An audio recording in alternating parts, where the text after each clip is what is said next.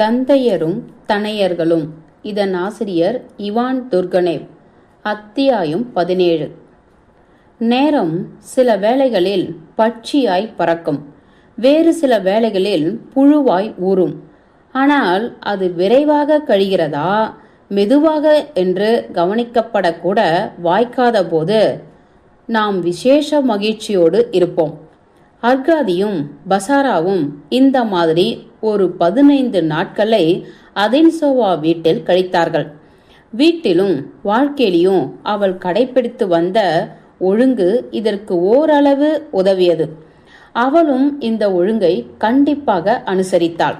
மற்றவர்களையும் அதற்கு கட்டுப்பட்டு நடக்க வைத்தாள். எல்லா காரியங்களும் அன்றாடம் குறித்த நேரத்தில் நடந்தன.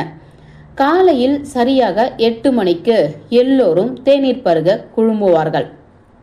தேநீர் பருகிய பின் காலை சிற்றுண்டி நேரம் வரை அவரவர் தமக்கு விருப்பமான அலுவலில் ஈடுபடுவார்கள். வீட்டு எஜமானி காரியதர்சனுக்கும் வீட்டு மேற்பார்வையாளனுக்கும் தலைமை உக்ரானிக்காரிக்கும் உத்தரவுகள் இடுவதில் அந்த இடைநேரத்தை செலவிடுவாள். மதிய சாப்பாட்டுக்கு முன் எல்லோரும் கூடி உரையாடுவார்கள் அல்லது படிப்பார்கள். மாலை நேரங்களில் உலாவுதல், சீட்டாட்டம் அல்லது பியானோ வாசிப்பு நடக்கும். இரவு 10:30 மணிக்கு அதின்சோவா தன் அறைக்கு போய் மறுநாள் காலைக்கு வேண்டிய உத்தரவுகள் கொடுத்துவிட்டு உறங்க போய்விடுவாள். அன்றாட வாழ்வின் அளவறுத்த ஓரளவு சடங்குமுறை உள்ள இந்த ஒழுங்கு பசாராவுக்கு பிடிக்கவில்லை. தண்டவாளத்தில் உருள்வது போல் இருக்கிறது என்பான் அவன். சீருடை அணிந்த வேலைக்காரர்களும் மரியாதை பாங்குள்ள வீட்டு மேற்பார்வையாளர்களும் அவனுடைய ஜனநாயக உணர்வுக்கு அவமதிப்பாகப்பட்டார்கள். இவ்வளவு தூரம் போய்விட்ட பின் ஆங்கிலேயர்கள் போல நீல் கோட்டுகளும் வெள்ளை ஆடைகளும் அணிந்து கொண்டே பகல் உணவு கொள்வது என்றும் திட்டப்படுத்தி விடலாமே என்பான்.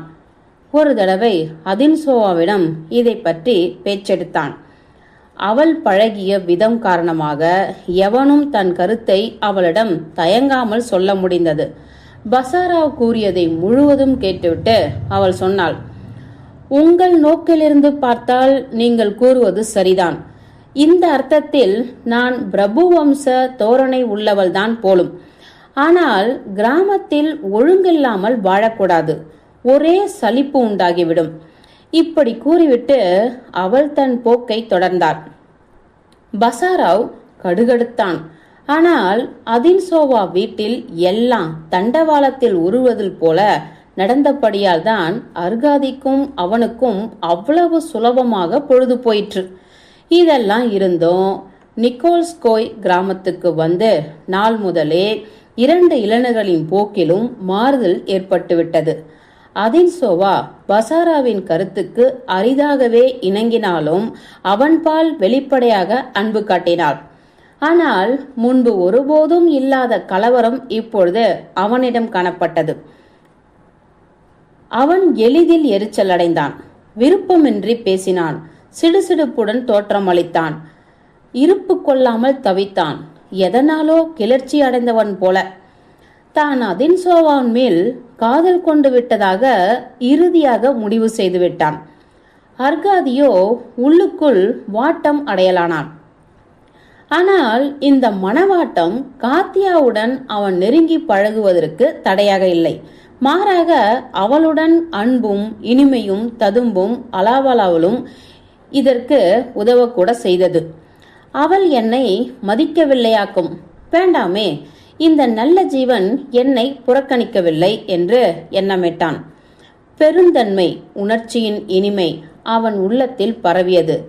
தனது கூட்டுறவில் அவன் ஏதோ ஆறுதல் பெற விரும்புகிறான் என்பதை காத்தியா அரைக்குறையாக புரிந்து கொண்டாள். எனினும் பாதி நாணமும் பாதி ஒளிவு மறைவற்ற நம்பிக்கையும் கலந்த நட்பின் இன்பத்தை அவனுக்கு அளிப்பதிலும் தான் பெறுவதிலும் கேடு எதுவும் இல்லை என்று கருதினாள். அதின்சோவா முன்னிலையில் அவர்கள் தங்களுக்குள் பேசிக்கொள்வது இல்லை. தமக்கையின் கூரிய பார்வைக்கு முன் காத்தியா எப்பொழுதுமே அடங்கி ஒடுங்கிவிடுவாள். அர்காதியோ காதல் கொண்டவனுக்கு ஏற்பவே தன் காதலுக்கு உரியவள் அருகே இருக்கையில் வேறு யார் மீதும் கவனம் செலுத்த முடியாதவனாய் இருந்தான். ஆனாலும் காத்தியா ஒருத்தியுடன் இருக்கையில்தான் அவனுக்கு இன்பமாக இருந்தது. அதின்சோவாவுடன் அளவளவ தனக்கு இயலவில்லை என்பதை அவன் உணர்ந்தான். அவளுடன் தனியாய் இருக்கையில் அவன் கூச்சப்பட்டான். அவனிடம் என்ன சொல்வது என்று அவளுக்கும் தெரியவில்லை. அவளுக்கு அவன் மிகவும் இளையவனாய் இருந்தான். மாறாக காத்தியாவுடன் இருக்கையில் அர்காதிக்கு விட்டேற்றியாக இருந்தது. அவளிடம் அவன் பெரியதனத்துடன் நடந்து கொண்டான்.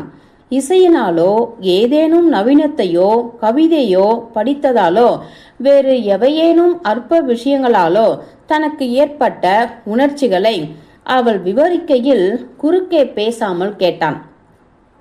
ஆனால் இந்த அற்ப விஷயங்களே தனக்கு கவர்ச்சி அளித்தன என்பதை அவன் கவனிக்கவில்லை. தன் தரப்பில் காத்தியா அவன் ஏங்குவதை தடை செய்யவில்லை.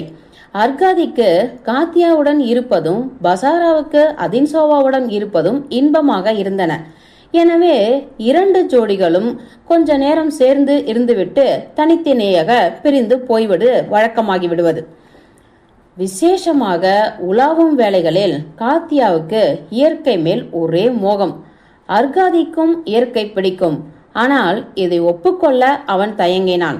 அதின்சோவா பசாரா போலவே இயற்கை விஷயத்தில் அசட்டையாய் இருந்தாள். நம் நண்பர்கள் அநேகமாக எப்பொழுதும் பிரிந்திருந்ததற்கு விளைவு ஏற்படாமல் போகவில்லை. அவர்களுடைய பரஸ்பர உறவு மாறத் தொடங்கிற்று. பசாராவ் அர்காதியுடன் அதின்சோவை பற்றி பேசுவதை நிறுத்திவிட்டான். பிரபு வம்ச தோரணைகளுக்காக அவளை திட்டுவதை கூட நிறுத்திவிட்டான். காத்தியாவை அவன் முன் போலவே புகழ்ந்தான் என்பது உண்மையே. அவளுடைய உருக்க உணர்ச்சிகளை மட்டுப்படுத்தும்படி மட்டுமே அர்காதிக்கு அறிவுரைத்தான். ஆனால் அவனுடைய புகழ்ச்சிகளில் பரபரப்பும் அறிவுரைகளில் வறட்சியும் புலப்பட்டன. பொதுவாகவே அவன் அர்காதியுடன் முன்னை விட குறைவாகத்தான் பேசினான். அவன் அர்காதியை தவிர்ப்பது போலவும் அவன் எதிரில் நாணுவது போலவும் இருந்தது. அர்காதி இதையெல்லாம் கவனித்தான். ஆனால் தான் கண்டவற்றை தனக்குள்ளேயே வைத்து கொண்டான். இந்த புதுமை எல்லாவற்றிற்கும் உண்மையில் காரணமாயிருந்தது பசாராவின் மனதில் அதின்சோவா ஏற்படுத்தியிருந்த உணர்ச்சிதான். இந்த உணர்ச்சி அவனை வதைத்தது, வெறி கொள்ள செய்தது. அவன் உள்ளத்தில் நிகழ்ந்ததை யாராவது ஜாடை மாடையாக குறிப்பிட்டிருந்தாலும் கூட அவன் அதிர்வேட்டு சிரிப்பு சிரித்து துடுக்கான வசை சொற்கள் பேசி அதை உடனே மறுத்திருப்பான். பசாராவ் பெண்களையும் பெண்களின் அழகையும் பெரிதும் விரும்புவன்தான். ஆனால் ஆதர்ச அர்த்தத்தில் அல்லது அவன் கூறியது போல கற்பனை உணர்ச்சி பெருக்கு என்ற அர்த்தத்தில் காதல் அபத்தம் என்றும் மன்னிக்க முடியாத மடத்தனம் என்றும் சொல்லுவான்.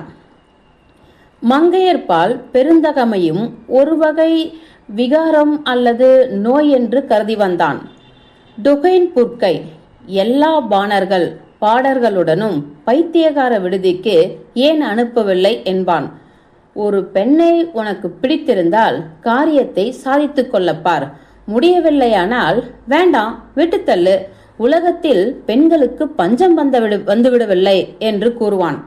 அதின்சோவாவை அவனுக்கு பிடித்திருந்தது.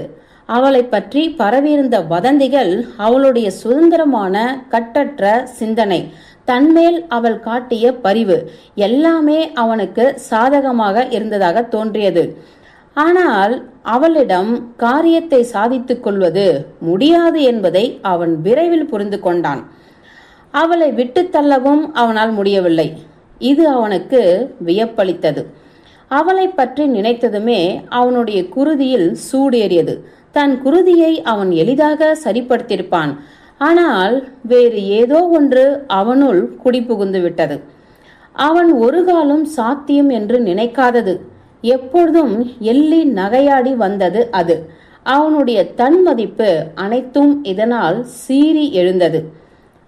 அதின்சோவாவுடன் பேசுகையில் அவன் கற்பனை உணர்ச்சி பெருக்கை அடிப்படையாக கொண்டவை எல்லாவற்றையும் தான் இகழ்ந்து ஒதுக்குவதாக முன்னிலும் வெளிப்படையாக அறிவித்தான்.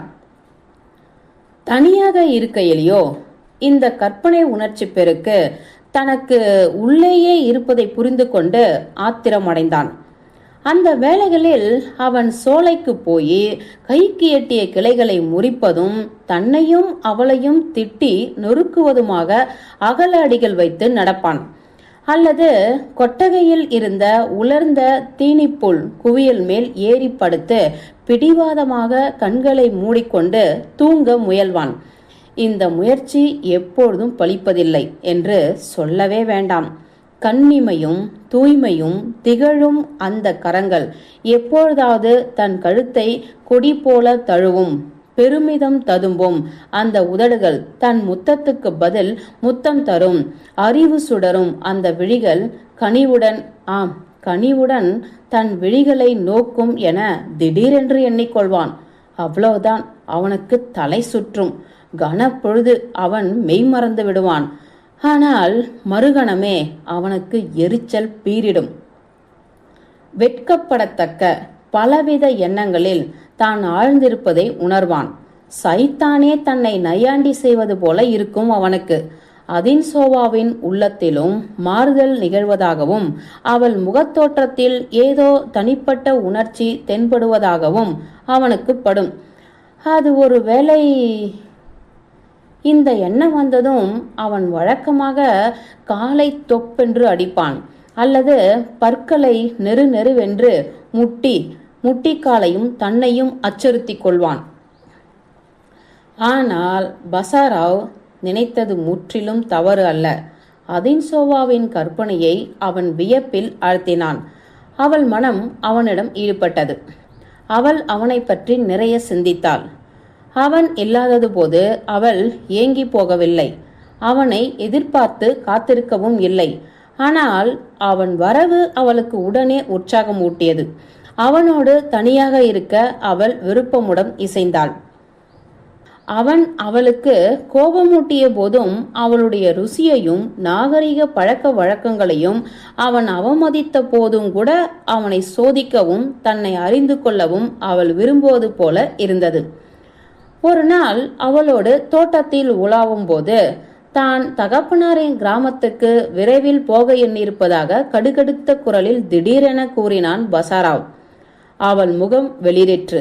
அவள் நெஞ்சில் ஏதோ சுரீரென்று குத்தியது போல இருந்தது. அந்த வேதனை அவளுக்கு ஆச்சரியமாக இருந்தது. இதற்கு என்ன அர்த்தம் என்று அப்புறம் நெடுநேரம் எண்ணி பார்த்தாள். பசாராவ் தான் போவது பற்றி அவளிடம் தெரிவித்தது அவளை சோதிக்கும் நோக்கத்துடனோ அதனால் என்ன நேர்கிறது என்று பார்ப்பதற்காகவோ அல்ல. அவன் ஒருபோதுமே புனைந்துரைத்தது கிடையாது. தன் தந்தையின் காரியதசனும் தன் குழந்தை பருவத்தில் தனக்கு ஏவலனும் ஆசானமாக இருந்தவனுமான திமாஃபேஜ் என்பவனை அன்று காலை அவன் சந்தித்தான். இவன் அலங்கோல தோற்றம் உள்ள துடியான கிழவன். மங்கிய மஞ்சள் முடியும், காற்றில் அடிப்பட்ட சிவந்த முகமும் இடுங்கிய விழிகளில் சிறு கண்ணீர் துளிகளுமாக திடீரென்று பசாராவின் முன்னே வந்து நின்றான். நீல சாம்பல் நிறமான கனத்த கம்பளி அங்கியை துண்டு தோல் இடைவாரால் இறுக்கி கீழ் எண்ணெயை பூசிய பூட்சுகள் அணிந்திருந்தான் அவன். நீயா? வணக்கம் என்று கூவினான் பசாராவ். வணக்கம் சின்ன எஜமான் என்று கூறி முகமெல்லாம் சுருக்கங்கள் விழ மகிழ்வுடன் புன்னகை செய்தான் கிழவன். எதற்காக வந்தாய்? அப்பா என்னிடம் அனுப்பினாரோ? இதென்ன சொல்லுகிறீர்கள் சின்ன எஜமான், அப்படி நடக்குமா என்று குழறி பேசத் தொடங்கினான் திமாஃபேஜ். தன் எஜமானர் புறப்படும் முன்பு இட்டிருந்த கண்டிப்பான உத்தரவு அவனுக்கு நினைவுக்கு வந்தது.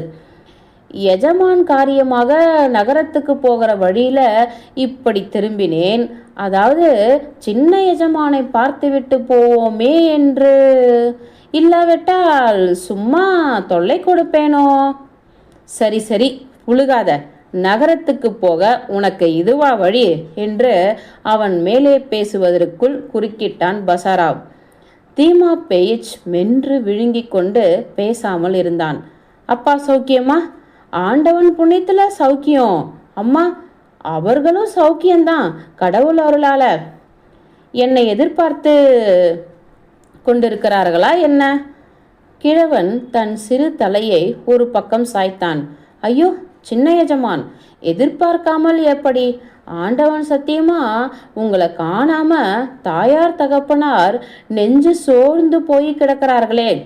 சரி சரி, பிரமாதமா அளக்காத, நான் சீக்கிரம் வருவேன் என்று அவர்களிடம் சொல்லு.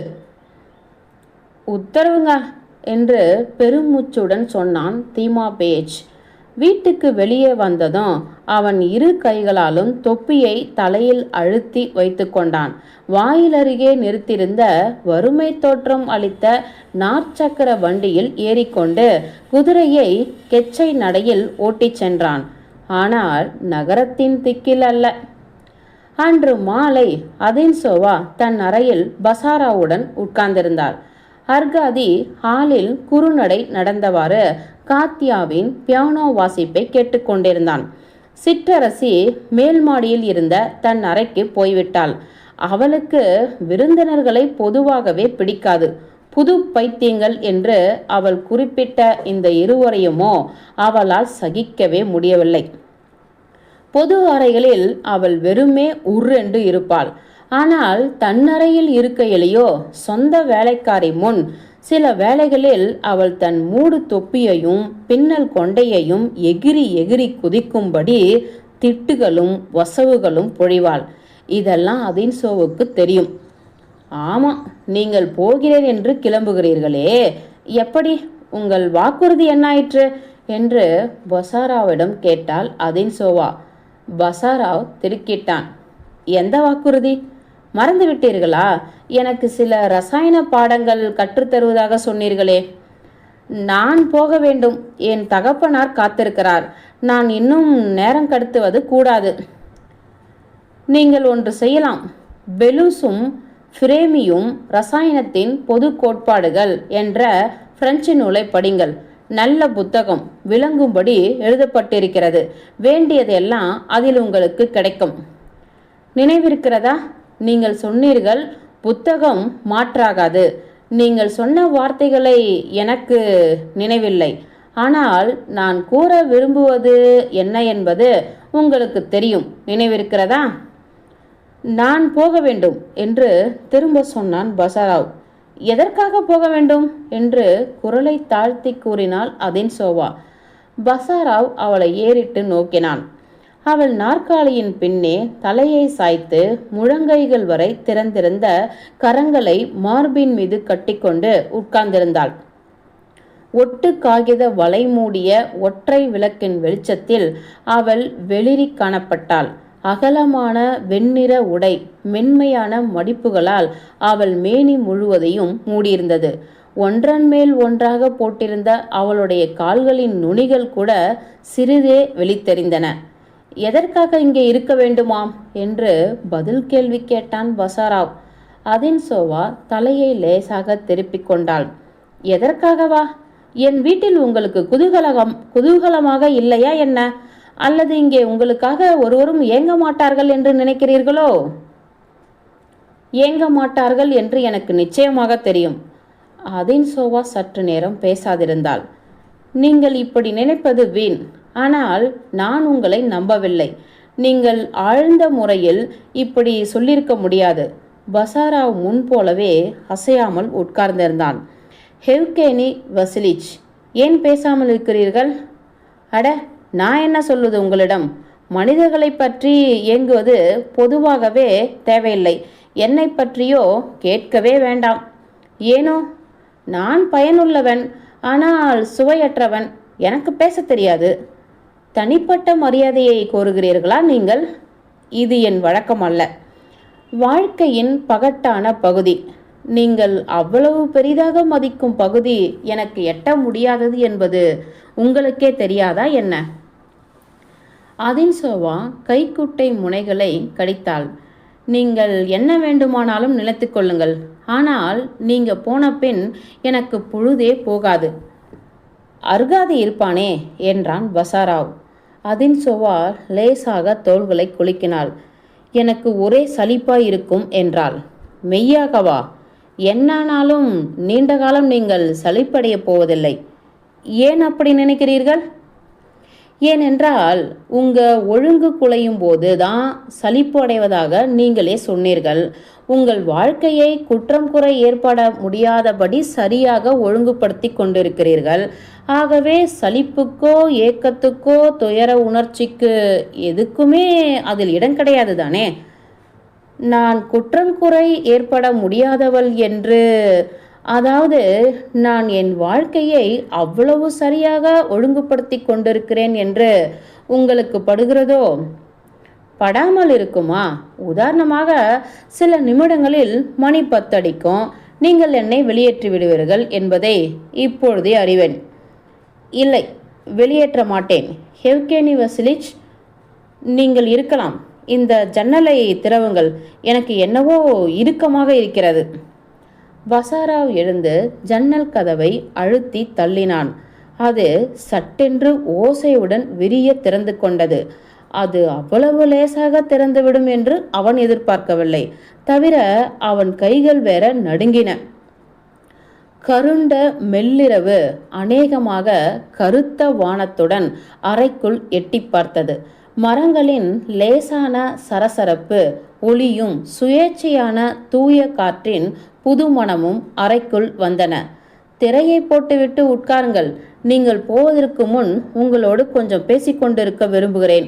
உங்களை பற்றி எனக்கு ஏதாவது சொல்லுங்களேன். நீங்கள் உங்களை பற்றி ஒருபோதும் பேசுவதே இல்லை என்றாள் அதின்சோவா.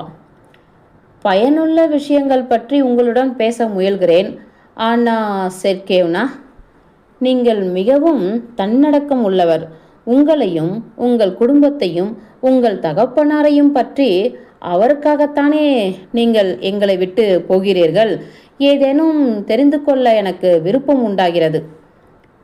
இவள் எதற்காக இந்த மாதிரி வார்த்தைகள் பேசுகிறாள் என்று எண்ணமிட்டான் பசாராவ். அதெல்லாம் கொஞ்சம் கூட ருசிக்காது. விசேஷமாக உங்களுக்கு நாங்கள் சாதாரண மனிதர்கள் என்றான். நான் மட்டும் பிரபு வம்சித்தனல் என்பது உங்கள் நினைப்போ? பசாராவ் விழிகளை உயர்த்தி அதின்சோவா மீது பார்வையை நாட்டினான். ஆமாம் என்று மிகையான கடுமையுடன் கூறினான். அவள் குறுநகை செய்தாள். எல்லா மனிதர்களும் ஒருவரை ஒருவர் ஒத்திருக்கிறார்கள். அவர்களை தனித்தனியே ஆராய தேவையில்லை என்று நீங்கள் சொல்லினாலும் என்னை நீங்கள் அறிந்திருப்பது சொற்பமே என்பதை காண்கிறேன். எப்போதாவது உங்களுக்கு என் வாழ்க்கையை பற்றி சொல்கிறேன். ஆனால் முதலில் நீங்கள் உங்களை பற்றி சொல்லுங்கள். நான் உங்களை அறிந்தது சொற்பமே என்று திருப்பி கூறினான் பசாராவ். ஒருவேளை நீங்கள் சொல்வது சரியாயிருக்கலாம். எந்த மனிதனுமே புதிர்தான் போலும். உங்களையே எடுத்துக்கொள்வோமே. நீங்கள் சமூகத்திலிருந்து விலகி ஒதுங்கி இருக்கிறீர்கள். அது உங்களுக்கு அலுப்பு ஏற்படுத்துகிறது. ஆனாலும் 2 மாணவர்களை வீட்டில் தங்க அழைத்திருக்கிறீர்கள். இந்த அறிவையும் இந்த அழகையும் வைத்துக்கொண்டு நீங்கள் கிராமத்தில் ஏன் வசிக்கிறீர்கள்? என்ன என்ன சொன்னீர்கள் என்று உற்சாகத்துடன் கேட்டாள் அதின்சோவா. என்னுடைய அழகை வைத்துக்கொண்டா? பசாராவ் முகம் சுளித்தான். அது முக்கியமில்லை. நீங்கள் கிராமத்தில் ஏன் வாழ்கிறீர்கள் என்பது புரியவில்லை என்றுதான் சொல்ல வந்தேன். உங்களுக்கு இது புரியவில்லையாக்கும். ஆனால் இதற்கு காரணம் என்னவாய் இருக்கும் என்று ஏதேனும் யூகம் செய்து கொண்டிருப்பீர்களோ? ஆமாம், நீங்கள் ஒரே இடத்தில் நிலையாக வசிப்பதன் காரணம் நீங்கள் சொகுசுக்கு பழகிவிட்டீர்கள். நீங்கள் வாழ்க்கை வசதிகளை, சௌகரியங்களை மிகவும் விரும்புகிறீர்கள். மற்றவை எவையும் உங்களுக்கு ஒரு பொருட்டு இல்லை என்பதுதான் என்னுடைய எண்ணம். அதின்சோவா மறுபடி குறுநகை புரிந்தாள். ஒரு விஷயத்தில் என்னால் ஆழ்ந்து ஈடுபட முடியும் என்பதை நம்ப அறவே மறுக்கிறீர்களாக்கும். பசாராவ் தலையை நிமிர்த்தாமலே அவளை நோக்கினான். ஆவல் காரணமாக ஈடுபடலாம், வேறு வகையில் அல்ல. மெய்யாகவா? இப்பொழுது எனக்கு புரிகிறது. நாம் இருவரும் நண்பர்களானது ஏனென்று. நீங்களும் என்னை போன்றவர்தாமே. நண்பர்களானது என்று கம்மிய குரலில் சொன்னான் பசாராவ். அட, ஆமாம், நீங்கள் போக விரும்புகிறீர்கள் என்பதை மறந்துவிட்டேன். பசாராவ் எழுந்தான். நறுமணம் கமழ்ந்த இருண்ட ஒதுக்கமான அறையில் நடுவே விளக்கு மங்கலாக எரிந்தது. அலையடித்து அசைந்த திரையின் ஊடாக இரவின் கிளர்ச்சி ஊட்டும் குளுமை எப்பொழுதாவது அறைக்குள் வந்தது. அதன் மர்ம கிசுகிசுப்பு கேட்டது. அதின் சோவா விரலை கூட அசைக்கவில்லை. ஆனால் மர்ம கிளர்ச்சி சிறிது சிறிதாக அவளை ஆட்கொண்டது. அது பசாராவையும் பற்றி கொண்டது. அழகிய இளம் பெண்ணுடன் தான் தனியாக இருப்பதை அவன் திடீரென உணர்ந்தான். எங்கே கிளம்பிவிட்டீர்கள் என்று மெதுவாக சொன்னாள் அவள்.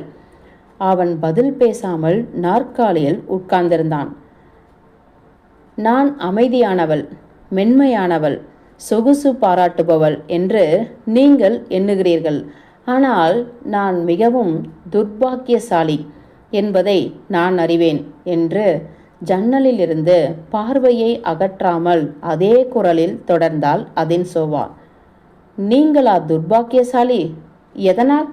வெறும் வம்பு பேச்சுகளுக்கு நீங்கள் ஏதேனும் முக்கியத்துவம் கொடுக்கிறீர்களா என்ன? அதின்சோவா முகம் சொலித்தாள். அவன் தன்னை அப்படி புரிந்து கொண்டதால் அவளுக்கு மனத்தாங்கல் உண்டாயிற்று.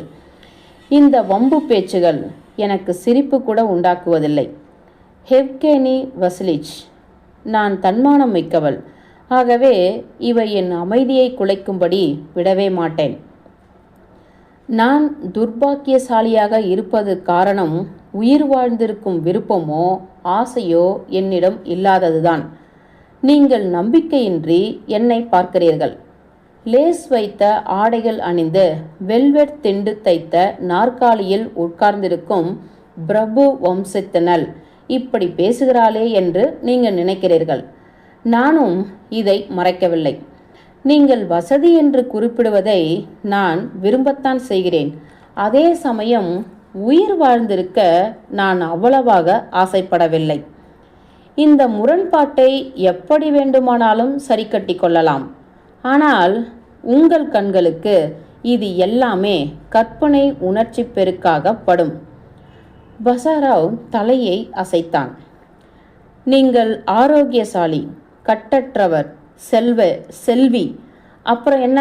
வேறு என்னதான் வேண்டும் என்கிறீர்கள்? என்னதான் வேண்டும் என்கிறேன் என்று திருப்பிக் கூறி பெருமூச்செறிந்தாள் அதின்சோவா. நான் மிகவும் களைத்து போனேன். நான் வயதானவள், நெடுங்காலமாக வாழ்வதாக எனக்கு தோன்றுகிறது. ஆமாம், நான் வயதானவள் என்று மேலாடை நுனிகளை திறந்த கைகள் மேல் மெதுவாக இழுத்துவிட்டு கொண்டு மீண்டும் சொன்னாள். அவளுடைய விழிகள் பசாராவின் விழிகளை சந்தித்தன. அவள் சற்றே முகம் சிவந்தாள். கடந்த கால நினைவுகள் என் மனதில் ஏராளமாக நிறைந்திருக்கின்றன. பீட்டர்ஸ்பர்க் வாழ்க்கை, செல்வம், பின்பு வறுமை, அப்புறம் தந்தையின் மரணம், மன வாழ்க்கை, பிறகு அயல்நாட்டு பயணம். முறைப்படி நினைவுகள் நிறைய, ஆனால் நினைத்து மகிழ ஒன்றுமில்லை. முன்னே எனக்கு எதிரே இருக்கிறது நீண்ட, மிக நீண்ட பாதை. ஆனால் குறிக்கோள் எதுவும் இல்லை. எனக்கு போகவும் விருப்பமில்லை.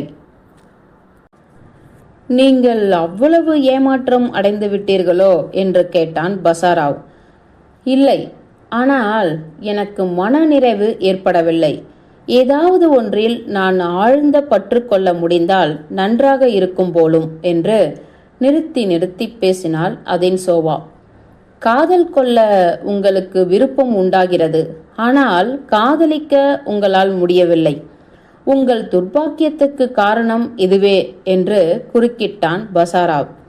அதின்சோவா தன் மேலாடைகளை பார்வையிடலானாள். என்னால் காதலிக்க முடியாதோ என்று கேட்டாள். சந்தேகம்தான்.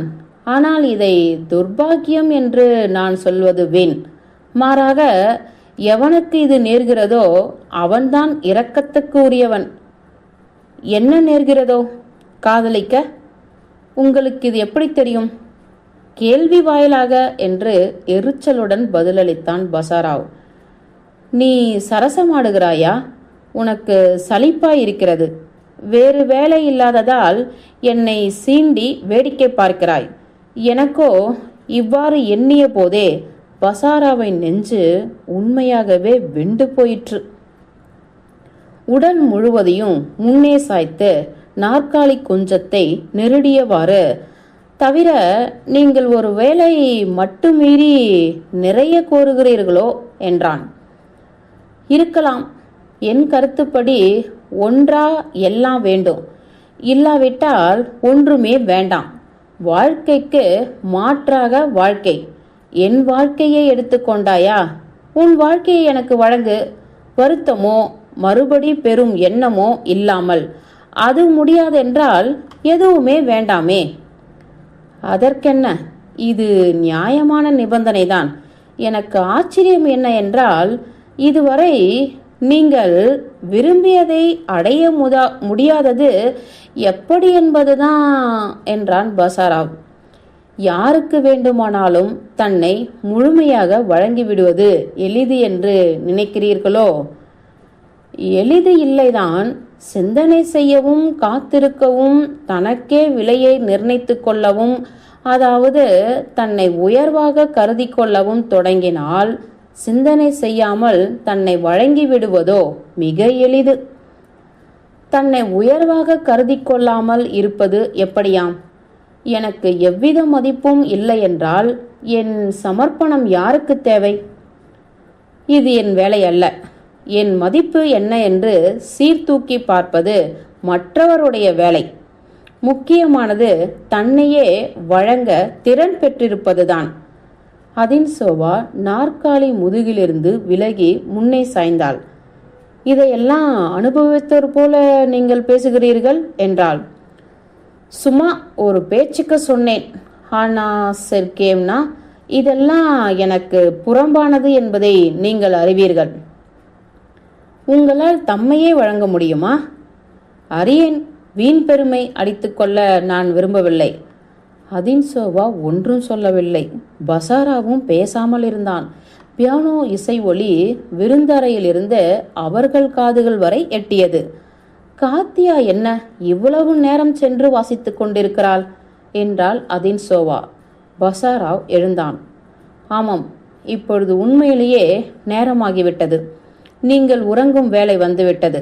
பொறுங்கள், எங்கே போக அவசரப்படுகிறீர்கள்? உங்களிடம் ஒரு வார்த்தை சொல்ல வேண்டும். என்ன வார்த்தை? பொறுங்கள் என்று கிசுகிசுத்தாள் அதின்சோவா. அவளுடைய விழிகள் பசாராவ் மீது நிலைத்தன. அவள் அவனை கவனமாக உற்று பார்ப்பது போல இருந்தது. அவன் அறையின் குறுக்கே நடந்தான். பின்பு திடீரென்று அவளை நெருங்கி விடை கொடுங்கள் என்று கிசுகிசுத்து அவள் கையை பற்றி இறுக்கினான். அந்த வலி தாங்காமல் அவள் அநேகமாக கத்த நேரிட்டது. அவன் சட்டென்று வெளியே போய்விட்டான். ஒன்றோடு ஒன்று ஒட்டிய தன் விரல்களை அவள் உதட்டருகே கொண்டு போய் அவற்றில் ஊதியவள் திடீரென்று கிளர்ச்சி பொங்க நாற்காலியிலிருந்து துள்ளி எழுந்து விரைந்து அடி வைத்து கதவை நோக்கி நடந்தாள். பசாராவை திரும்பி வரும்படி அழைக்க விரும்பியவள் போல. பணிப்பெண் வெள்ளித்தட்டில் தண்ணீர் பாத்திரத்தை வைத்து எடுத்துக்கொண்டு வந்தாள். அதின்சோவா நின்று பணிப்பெண்ணை போக சொல்லிவிட்டு மறுபடி உட்கார்ந்தாள். மீண்டும் சிந்தனையில் ஆழ்ந்தாள். அவளுடைய பின்னல் கட்டவிழ்ந்து கருநாகம் போல அவள் தோள்களில் விழுந்தது. ஆனா செர்கேவ்னா. அறையில் விளக்கு இன்னும் வெகுநேரம் எரிந்து கொண்டிருந்தது. இரவு குளிர் மெல்லென தாக்கிய கரங்களை எப்போதாவது மட்டுமே விரல்களால் வருடியவாறு அவள் நெடுநேரம் அசையாமல் உட்கார்ந்திருந்தாள். பசாராவோ 2 மணி நேரம் கழிந்த பின் தன் அறைக்கு திரும்பினான். அவனுடைய பூட்ஸுகள் பனித்துளிகளால் நனைந்திருந்தன. தலைமயிர் கலைந்து சிலுப்பிக் கொண்டிருந்தது. முகம் கடுகடு என்று இருந்தது. அவன் வந்தபோது அர்காதி நீள்கோட்டு பொத்தான்களை கூட கழற்றாமல் எழுது மேஜை அருகே புத்தகமும் கையுமாக உட்கார்ந்திருந்தான். நீ இன்னும் படுத்துக்கொள்ளவில்லையா என்று எரிந்து விழுபவன் போல கேட்டான் பசாராவ்.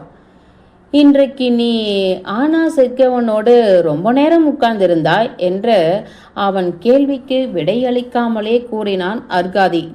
ஆமாம், காத்தியாவும் நீயும் பியானோ வாசித்து கொண்டிருந்த நேரமெல்லாம் நான் அவள் அறையில் உட்கார்ந்திருந்தேன். நான் வாசிக்கவில்லை என்று ஆரம்பித்த அர்காதி மௌனமாகிவிட்டான். விழிகளில் கண்ணீர் பொங்கி வருவதை அவன் உணர்ந்தான். தன் நகையாடும் நண்பன் முன் கண்ணீர் பெருக்க அவன் விரும்பவில்லை. அத்தியாயம்